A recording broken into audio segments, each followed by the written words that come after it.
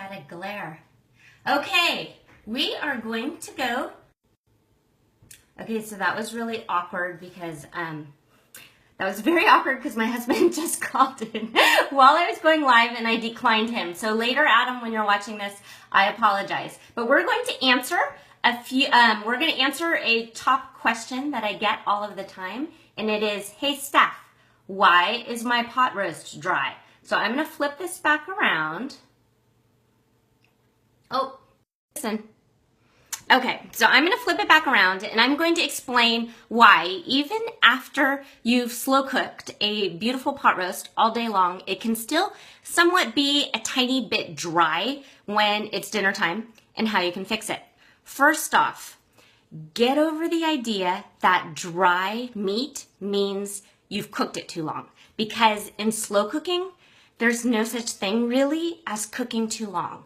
And so what I want you to do is make sure that your pot is at least 2/3 to 3/4 of the way full. You've heard me say this before.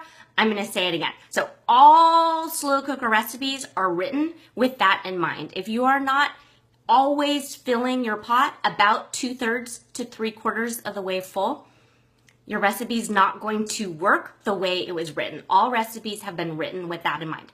That said, you plopped in this chuck roast. You've cooked it 6, 8, 10 hours, and you cut into it, and it's still a little bit dry inside.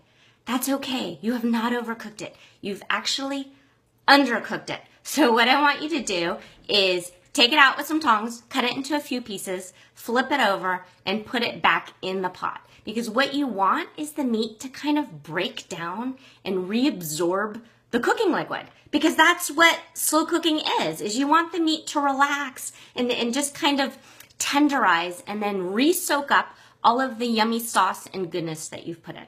So my suggestion to you would be, if your roast recipe calls for cooking on low for 8 to 10 hours, set the timer for 8, and when you get home, chuck it. If it's not fully cooked or as tender as you'd like, and for me, tender pot roast means I can truly cut it with a spoon. That's how you know it's done. If it's not there, cut it in a few pieces, flip it over, put the lid back on, and cook it for another, 30 to 45 minutes on high, or until it truly relaxes and you've got super happy pot roast. All right, so that's it for today. That is the question of the day. If you have any other questions, write them down, send them to me. I'll try and do as many as I can. All righty, bye-bye.